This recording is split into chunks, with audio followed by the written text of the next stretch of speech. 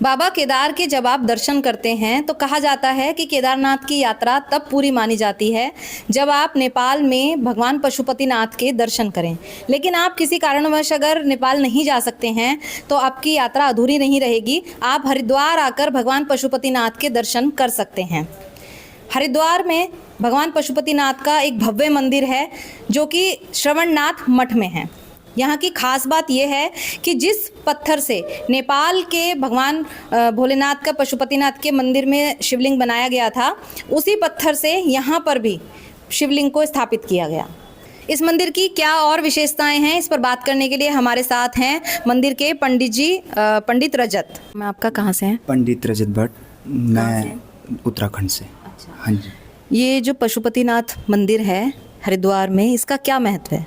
पशुपतिनाथ महादेव मंदिर नेपाल में है, काठमांडू में। तो मान्यता ये बताई जाती थी कि केदारनाथ धाम के बाद यहाँ पर भी दर्शन करने ज़रूरी होते हैं, तब जाके यात्रा पूर्ण होती है। पर आज से 200 साल पहले नेपाल जाना बहुत मुश्किल होता था, इस कारण लोगों की यात्रा अधूरी रह जाती थी।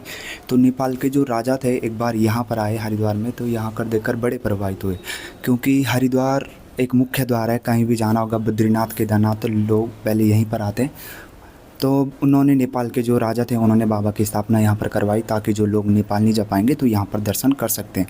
और केदारनाथ धाम का अर्धभाग इसलिए माने जाते हैं क्योंकि जब पांडवों को छिपने के लिए एक बार भोलेनाथ जी ने भैंसे का रूप धारण किया था, तो पांडवों ने उनको पहचान लिया था।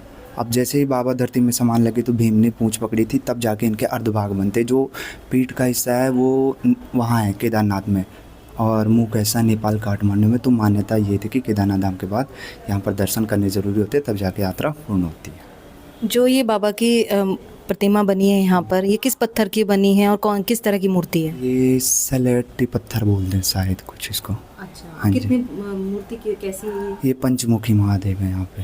हाँ जी, बहुत काफ़ी प्राचीन मंदिर है।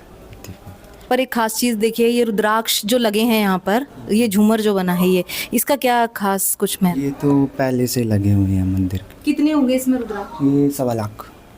1.25 लाख रुद्राक्ष। और इसके ये भक्तों को भी आप वितरित करते हैं या हाँ ऐसे ही जी, हैं? नहीं, अगर खुद से निकल जाते तो करते हैं। अच्छा। अपने हाथों से नहीं तोड़ते इनको। हाँ जी। और यहाँ पर कब कब ज़्यादा कोई बड़े आयोजन होते हैं, कुछ लोग ज़्यादा? सावन में पूजा पाठ का विशेष महत्व बताया जाता है। पंडित जी, ये जो मठ है जहाँ पे ये मंदिर बना है, ये कितना पुराना मंदिर है और इस मंदिर की बनावट जो है वो भी कुछ अलग शैली की है? ये मंदिर 250-300 वर्ष प्राचीन मंदिर है। जो नेपाल के जो राजा थे उन्होंने बाबा की स्थापना 200 साल पहले यहाँ पर करवाई, और मंदिर की जो बनावट है वो काफ़ी अलग है। आज के टाइम के लोग इतनी मेहनत नहीं कर सकते जितना इसे बनने में लगा है। इसमें हथौड़े और छेने की सफाई ऐसे ढांचे पे ढांचा ऐसा तैयार किया गया है। और नंदी की जो प्रतिमा है यहाँ पर, ये भी देखने में है कि बहुत विशाल प्रतिमा है। हाँ जी, ये भी विशाल प्रतिमा है। पंडित जी, यहाँ पर गणेश जी की भी मूर्ति है, वो भी कुछ खास है, और काल भैरव की भी मूर्ति है जो अमूमन शिव मंदिर में नहीं होती है, वो क्यों? काल भैरव जी की मूर्ति तो यहाँ पे पहले से ही है, और 2 दंती गणेश जी हैं, तो मंदिर की मान्यता और बढ़ाते हैं। जबकि 2 दंती गणेश जी होते नहीं है, बहुत कम होते, एक दंत दया। तो ये भी उसी समय के बने हुए हैं? हाँ जी, काफ़ी प्राचीन है। इस मंदिर में दर्शन करने के नियम भी हैं कुछ अलग? नियम तो ये है कि यहाँ पे धोती पहन के अंदर प्रवेश किया जाता है, वैसे बाकी वैसे वस्त्रों में प्रवेश नहीं है। केवल एक वस्त्र धोती? हाँ जी, हाँ जी। और लेडीज़ का तो बिल्कुल भी प्रवेश नहीं है, जेंट्स जा सकते हैं धोती पहन के। अच्छा। और मंदिर के अंदर भी किसी की एंट्री नहीं होती है? नहीं है यहाँ पे। बिल्कुल भी प्रवेश नहीं? नहीं, मतलब जैसे किसी को पूजा पाठ कराना होगा तो धोती पहन के आ सकता है।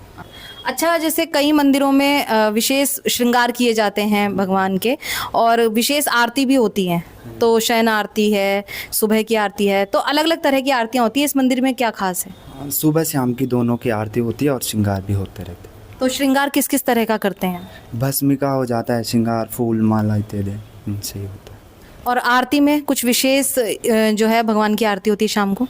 विशेष तो एक तो भस्म आरती होती है और दूसरी धूप वाली।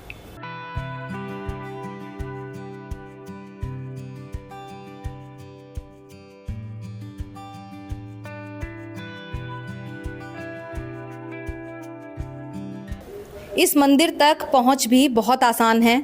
आप हरिद्वार आइए और हरिद्वार के प्रसिद्ध मोती बाजार में आइएगा। यहाँ से आपको श्रवणनाथ मठ आना है। श्रवणनाथ मठ के सामने गंगा है, गंगा से आप गंगा जल भरिए और उसके ठीक सामने आपको मंदिर मिलेगा। अगर आप ये वीडियो YouTube पर देख रहे हैं तो हमारे चैनल को सब्सक्राइब कर बेल आइकन दबाएं और Facebook पर देख रहे हैं तो हमारे पेज को लाइक करें।